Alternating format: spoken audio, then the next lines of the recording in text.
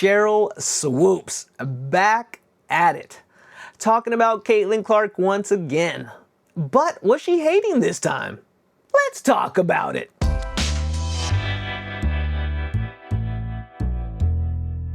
So Sheryl Swoopes was on her podcast.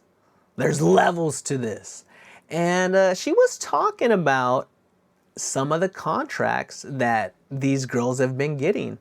And you would think that she'd be a little bit sour and hating, but actually, I think she's a little bit in awe and paying a little bit of respect to some of these gals that are really pushing the agenda of women's sports is legit and they should be respected. Let's put some respect on it. So Sheryl Swoopes was the first WNBA player that was recognized by Nike and was worth a signature shoe. That's kind of crazy. So Nike gave Sheryl Swoopes a signature shoe, $175K, that went over 7 years. Round of applause. Round of applause. I know it's easy for us to hate on Sheryl Swoopes, right? I mean, she's been such a Caitlin Clark basher. It's easy to forget how amazing of a player she was. But let's not forget, this woman was an absolute monster on the court. Absolute monster. She won 4 WNBA championships with the Houston Comets. I mean, one team, 4 championships. I mean, that's pretty amazing in itself, right? We almost had a three-peat with Asia recently, but they weren't able to do it. So think about it. We've had a Sheryl Swoopes who was able to get 4 championships with one team. Pretty awesome, right? 3 WNBA MVP awards. That's pretty disgusting in itself. 6 WNBA All-Star appearances and WNBA All-Star MVP. 3 WNBA Defensive Player of the Year awards and 2 WNBA scoring titles. I mean, Sheryl Swoopes was an actual GOAT. I mean, let's be real. And here is the kicker. Sheryl Swoopes played in the golden era of basketball.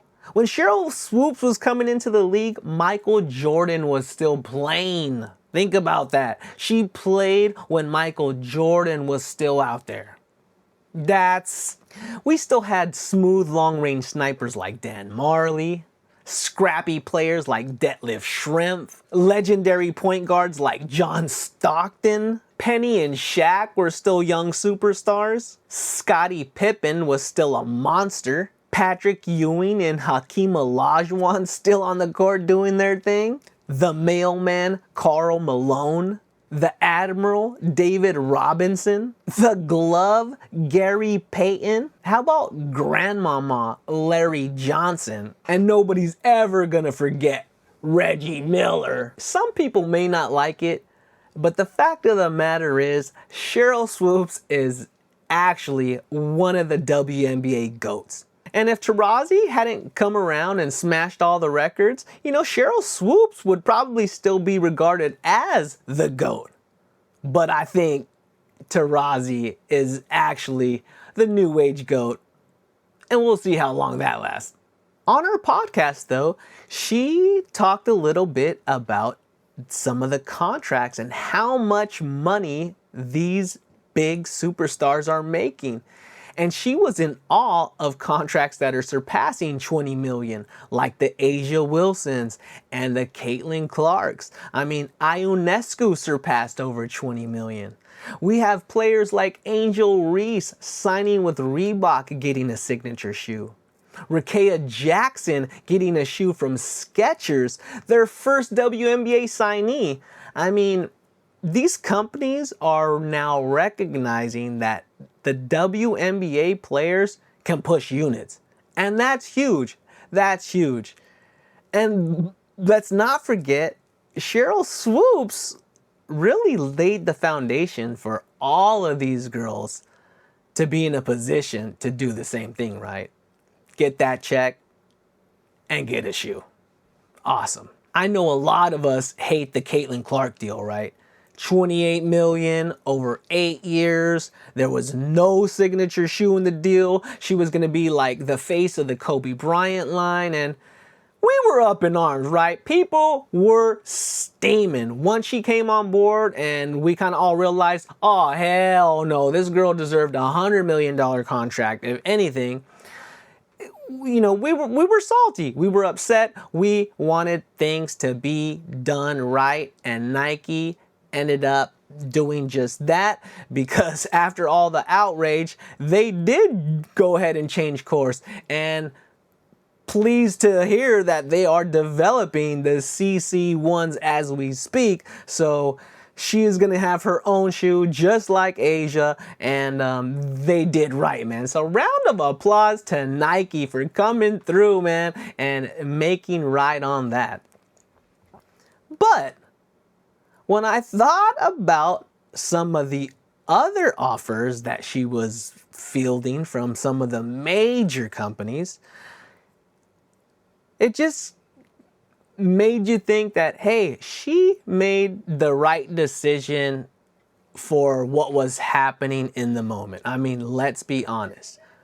Let's listen to some of these. So Adidas offered her a 4-year contract worth $6 million, and they already had a custom prototype in the works. They were not messing around, right? They were like, we want to give you $6 million right now. We're already working on a shoe. Adidas was hoping, man, right? They were hoping that was a lot of money for this young gal. But honestly, that was the worst deal. That was the worst one on the table. Under Armour offered her 16 M's over 4 years and a signature shoe. That's huge, right? And if she would have signed with them and extended for 8 years, that would have been, upwards of 32 million plus and a signature shoe, which sounds a lot better than the Nike deal, right? But was it the best deal for Caitlin Clark? When you're that special and everybody's telling you you're about to be the Michael Jordan of the WNBA, do you really want to wear an Under Armour shoe? Or do you want that swoosh? Any young kid is gonna want a Nike shoe, right? If you're a basketball superstar, you probably want your own Nike shoe. I mean, that's a dream. She had nil deals with Nike, so I'm sure it was already in her mind, if I get a shoe deal, I gotta go with Nike. And we can't blame her, because at the end of the day, some of those other offers were kind of weak. Do you really want to go with Steph Curry and Under Armour? That's tough. Or do you stick it out and sign with the big dogs who offered you a massive amount of money? I mean, let's think about it. Adidas, come on, 6 mil. Under Armour, 16 M's. That's crazy, right? That was crazy. And a signature shoe, which is like, Nike was a gamble. 8 years, 28 million, and you weren't guaranteed a shoe.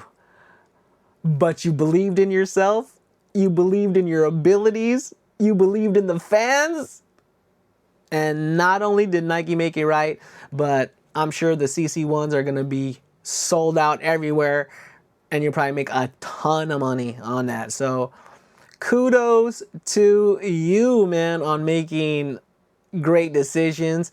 And maybe Aaron Kane, we bashing Aaron Kane for the bad Nike deal, but after taking a look at it, it wasn't that bad.